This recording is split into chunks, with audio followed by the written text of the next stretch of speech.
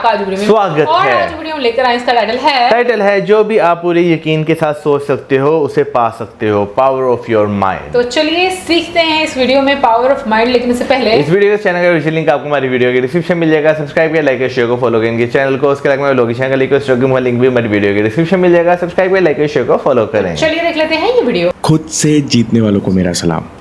जब Morris Goodman को hospital लाया गया तो डॉक्टर्स उनकी स्थिति देखकर स्तब्ध रह गए।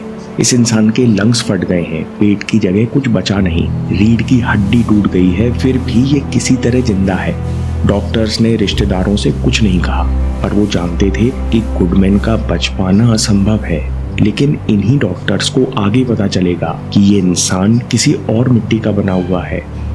कहानी शुरू होती है 20 साल के मॉरिस गुडमैन से, जो एक समय दिशाहीन नौजवान थे। न कोई पर्पस था, न कुछ करने की इच्छा। वे हजारों नौजवानों की तरह बहुत सारा पैसा तो कमाना चाहते थे, सफल होना चाहते थे, पर पता नहीं कैसे।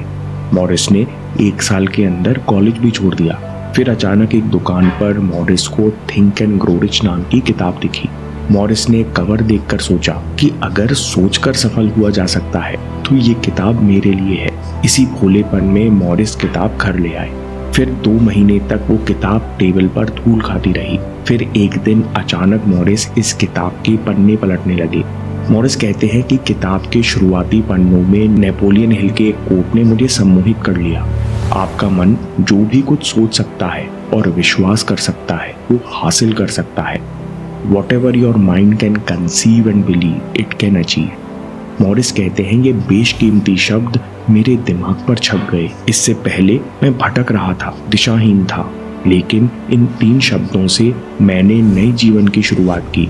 फिर मैंने सोचा कि मैं अपने टैलेंट्स का इस्तेमाल कैसे करूं। मैंने तत्काल अंकल को फ़ोन लगाया, उन्होंने मुझे गाइड किया तो मैं इंश्योरेंस एजेंट बन गया। शुरुआत में कुछ आसान नहीं था। मैंने किताब में दिए गए हर प्रिंसिपल को ईमानदारी से अप्लाई करना शुरू किया और अगले 4 सालों में मैं कंपनी के टॉप सेल्समैन में से एक था। 15 साल बाद मॉरिस की अपनी कंपनी थी। वे अपने जीवन से बहुत खुश थे। समुद्र किनारे बंगला, शानदार कारें, बैंक बैलेंस, परिवार, सब कुछ उनके पास था। मॉरिस अब जिंदा दिल और जुनूनी व्यक्ति थे, लगातार खुद को चैलेंज करते। पिछले कई दिनों से वे प्लेन उड़ाना सीख रहे थे। लाइसेंस मिलते ही उन्होंने अपने 35वें जन्मदिन पर सेसना 172 प्लेन खरीदा। ये प्लेन उनके जीवन में नए चैप्टर की शुरुआत करेगा।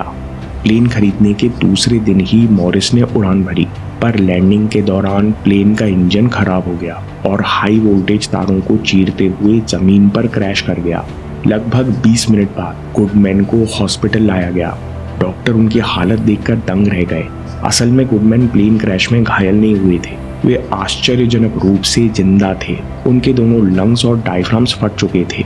पेट के बीच का हिस्सा लगभग गायब हो चुका था। उनकी रीढ़ और गर्दन की हड्डी टूट चुकी थी। उनके वोकल कॉर्ड्स और कंधों की हड्डियां भी टूट चुकी थी।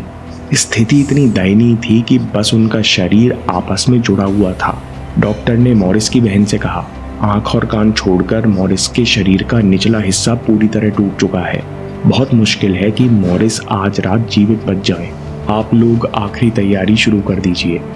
उनकी बहन कहती है कि मॉरिस के शरीर की हालत इतनी बुरी थी कि डॉक्टर्स चाहकर भी मॉरिस को ऑपरेशन के लिए बेहोशी का इंजेक्शन नहीं दे पाए। ऑपरेशन पूरे 9 घंटे चला। इन 9 घंटों में मॉरिस को बीच बीच में होश आता और फिर वे दर्द के कारण बेहोश हो जाते। डॉक्टर्स ने प्लास्टिक और तारों से उनके शरीर को सिल दिया। ऑपरेशन के बाद डॉक्टर ने बताया कि अब मॉरिस देख और सुन तो सकते हैं, लेकिन मॉरिस का शरीर कानों से नीचे पैरालाइज्ड रहेगा। पहले 60 seconds, decision to live. Morris कहते हैं कि अगली सुबह जब मुझे होश आया तो इतना ज़्यादा दर्द था कि मुझे लग रहा था कि मैं जिंदा कैसे रहूँगा। फिर मैंने सामने घड़ी देखी और खुद से कहा, अब मैं 1 सेकेंड कष्ट सहन करूँगा। 1 मिनट बाद फिर मैंने खुद से कहा, अब मैं 1 और मिनट कष्ट सहन करूँगा। इस तरह जब पहले 5 मिनट गुजरे तब मैंने खुद से कहा कि अगर मैं इस कष्ट को सहन कर सकता हूँ तो मैं ठीक भी हो सकता हूँ। मैंने तभी अपने मन में निश्चय कर लिया कि मैं पूरी तरह ठीक होऊंगा, और इसके बाद मैंने कभी खुद के अंदर ये शक नहीं पलने दिया कि मैं ठीक नहीं हो पाऊंगा। दोस्तों, हम यहाँ से सीख सकते हैं परसिस्टेंस का पहला नियम, इस पल में हार मत मानो। मॉरिस कहते हैं कि जब हम बड़े गोल्स या चुनौतियों के बारे में सोचते हैं तो जीवन बहुत कठिन और मुश्किल लगता है, लेकिन अगर हम गोल को इस पल में ले आए तो इस पल को जीतना बहुत आसान होता है। परसिस्टेंस का दूसरा नियम, शिकायत को टिकने मत दो। गुडमैन कहते हैं कि मैंने कभी शिकायत नहीं की कि मेरे साथ ऐसा क्यों हुआ, बल्कि हॉस्पिटल में मैं नेपोलियन हिल का एक कोट बार बार दोहराता, जिससे मेरे अंतर मन को बहुत सुकून मिलता। हर मुसीबत, हर सफलता, हर दुख अपने साथ समान रूप या उससे बड़ी संभावनाओं के बीज लेकर आता है। मॉरिस कहते हैं कि उस समय मुझे पता नहीं था कि मैं बेहतर कैसे होऊंगा, पर इतना जरूर पता था कि मैं बेहतर हो जाऊंगा। उस स्थिति में कभी एक पल के लिए भी मुझे खुद पर तरस नहीं आया, न मेरे मन में कभी ये ख्याल आया कि शायद मैं पूरी तरह ठीक हो पाऊंगा या नहीं। दोस्तों, इन शब्दों पर गौर कीजिए, क्योंकि ऐसे कुछ ही लोग होते हैं जो गंभीर आपदा में भी खुद पर यकीन कर पाते हैं। परसिस्टेंस की अगली सीख है, पावर पहले से ही मौजूद है। हॉस्पिटल में गुडमैन के कमरे में पूरे समय ऑडियो टेप्स चलते। उनका एक और फेवरेट कोट था कि जब आप लाइट का स्विच चालू करते हैं तो आप बिजली पैदा नहीं करते, शक्ति तो पहले से ही मौजूद है, आप बस उसके बहने के लिए सर्किट पूरा करते हैं। दोस्तों, स्वामी विवेकानंद जी भी यही कहते हैं, all power is with in you, you can do anything and everything. हमें शक्ति कहीं और से हासिल नहीं करनी, सारी शक्ति, सारी बुद्धि हम में पहले से ही मौजूद है। हम कितना भी बड़ा गोल हासिल करने में सक्षम हैं, बस हमें रेजिस्टेंस खत्म करने की ज़रूरत है, यानी मन में छिपे डाउट्स, शिकायतें और बुरी आदतें हटाते जाना है। पहली जीत। मॉरिस कहते हैं कि मैं वेंटिलेटर पे था, मेरे लंग्स की थैली और पेट की मसल्स तो पहले ही फट चुके थे, खुद से सांस लेना मेरे लिए असंभव था, लेकिन इसके बावजूद मैं खुद से सांस लेने का प्रयास करता। पहले 100, फिर 200 और बाद में लगातार 300 बार सांस लेने का प्रयास करता। इस तरह मॉरिस अकेले चुपचाप घंटों अभ्यास करते रहते। उन्होंने इस कठिन अभ्यास के बारे में किसी को नहीं बताया। मॉरिस को डर था कि कहीं डॉक्टर ये ना कह दें कि खुद से सांस लेना तुम्हारे लिए असंभव है। दोस्तों, यहाँ से एक बात सीखने को मिलती है, आप किस भावना और विश्वास से अभ्यास करते हो ये मायने रखता है। मॉरिस जानते थे, इसलिए अपना विश्वास कायम रखने के लिए उन्होंने डॉक्टर को कभी बताया ही नहीं कि वे क्या कोशिश कर रहे हैं। आखिर में मॉरिस के लगातार अथक प्रयास रंग ला ही गए।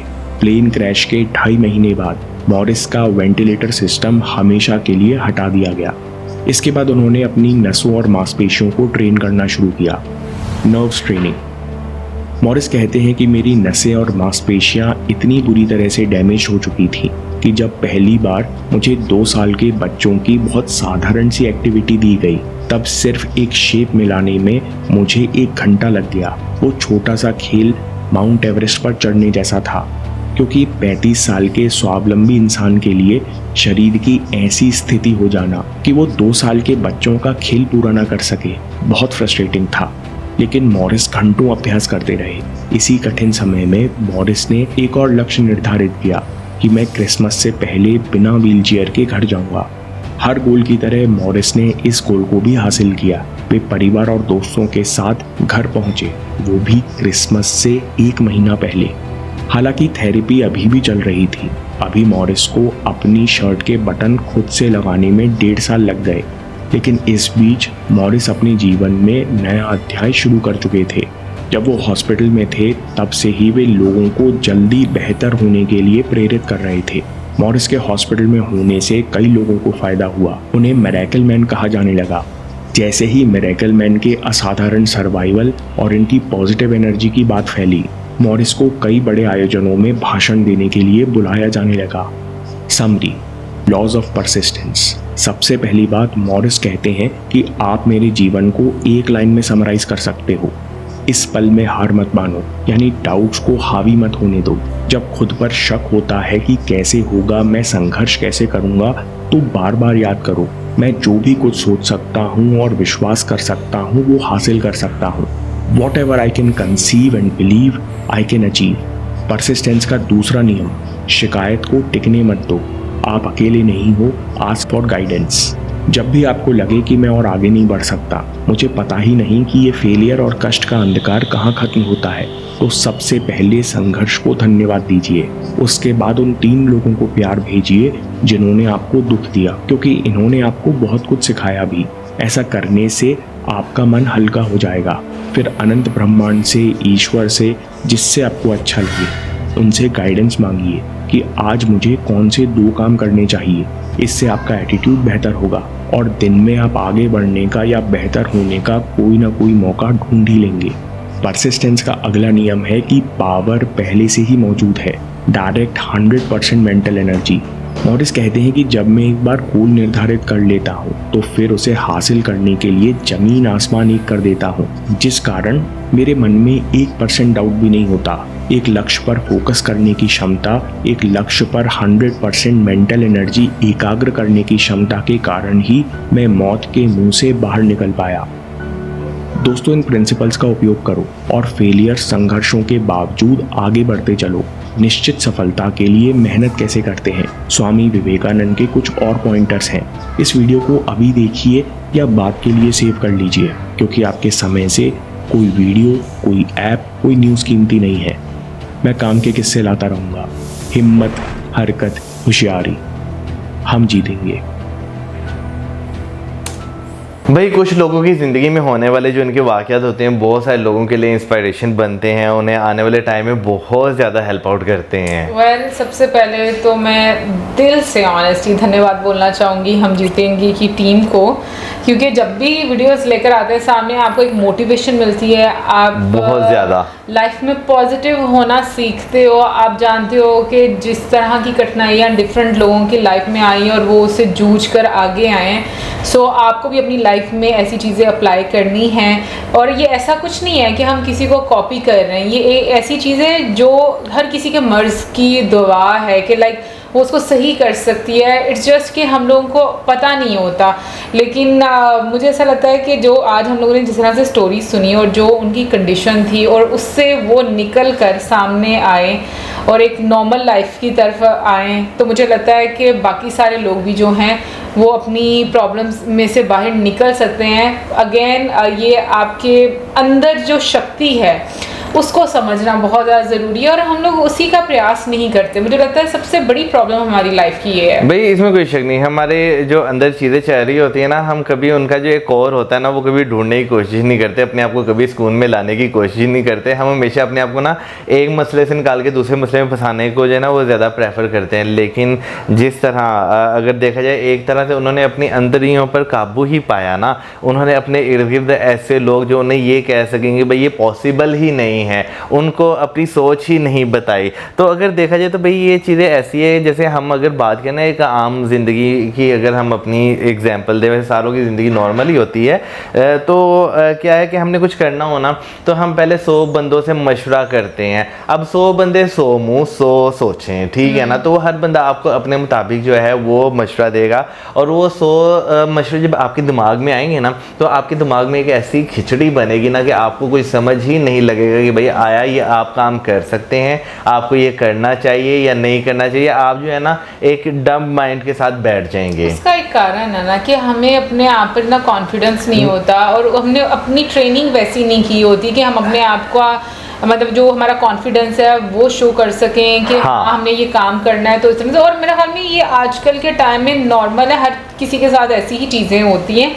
जो मुझे लगता है कि अगेन अगर जैसे हम चीज़ें देखते हैं और हम समझें कि हम कैसे अपने आप को बेहतर कर सकते हैं तो लाइफ आपकी बेहतर होती जाती है और जो आपकी लाइफ में केओस है वो भी काफ़ी हद तक ख़त्म होना शुरू हो जाता है। बाकी आज की स्टोरी बहुत ही मैं कहूँगी कि इंस्पिरेशनल थी, कहीं ना कहीं पर मैं कहूँगी कि माइंड में एक छाप छोड़ रही है ये कि अगर आप इस हद तक किसी को देख सकते हैं कि उसको अपने आप पर इतना विश्वास है और अपनी एनर्जी पर इतना विश्वास है कि किस तरीके से एक पॉजिटिवली उसको चैनलाइज करना है, तो हर इंसान कर सकता है उसको। बाकी दुआ यही है कि हम हर दिन अपने आप को बेहतर करें, क्योंकि अच्छा लगता है जब आप अपने आप को बेहतर करते हो आप बड़े बड़े लोगों को सुनते हो, उनकी लाइफ के बारे में जानते हो। मुझे लगता है 2-3 चीज़ें अगर हम लोग अपनी लाइफ में कर लेना तो चीज़ें काफ़ी ज़्यादा बदल जाती हैं, क्योंकि एक जो हमारी एक एनर्जी है उसको हम लोगों को अच्छे तरीके से एक्टिव करना आ जाए और उसको समझना आ जाए, अपने भीतर क्या चल रहा है इन चीज़ों को हम लोगों को कंट्रोल करना आ जाए। तो मुझे लगता है कि बहुत सारी चीज़ें आपकी जो है वो अच्छी होना शुरू हो जाती हैं और सही डायरेक्शन में जाती हैं। और ज़िंदगी में क्या नाम रहते हैं, कुछ चीज़ें ऐसी होती है जैसे आपके गोल्स आपको क्लियर होना जो है वो बहुत ज़्यादा ज़रूरी है कि आपने ज़िंदगी में करना क्या है, आप उसे ये नहीं कितने अच्छे तरीके से जो है हैंडल कर पाते हैं। अभी जैसे बीच में कहा गया कि भाई ज़िंदगी में कोई काम ऐसा नहीं है जो कि इम्पॉसिबल हो किसी भी इंसान के लिए कर सकते हैं, ठीक है ना। लेकिन फिर वही बात आ जाती है कि हम जो है ना अपने आप को चैनलाइज नहीं कर पाते, अपने आप को पहचान नहीं पाते कि भाई हमारे अंदर कितना पोटेंशियल है, हमारे अंदर क्या कुछ है कि हम ये काम कर सकते हैं। तुम ये देखो ना, फिर वो बात है हमें अपने आप पे विश्वास नहीं है, अपनी सोच पर, अपनी बातों पर विश्वास। हालांकि आपको पता होता है आप कर सकते हैं, लेकिन फिर भी उसके बावजूद आप अपने आप पे विश्वास नहीं करते। हम कहते हैं कि हमें इसका परिणाम मिलना चाहिए। तो मुझे लगता है कि लैक तो हम खुद करते हैं। एनीवे, दुआ यही है कि हर दिन हर समय हम लोग बेहतर से बेहतर इंसान बने और ये जो नेगेटिविटी हमारे इर्द गिर्द जो छाई थी उससे हम लोग थोड़ा दूर रहें, अपने आप को दूर रखें। बाकी आप ज़रूर बताइएगा कमेंट सेक्शन में कि आज की स्टोरी क्या आपके लिए नई थी और या आपने पहले सुनी थी, और अगर नहीं है तो आपको इससे क्या सीख मिली है ज़रूर हमारे साथ शेयर कीजिएगा कमेंट सेक्शन में। इसके साथ like, subscribe, share. Good bye.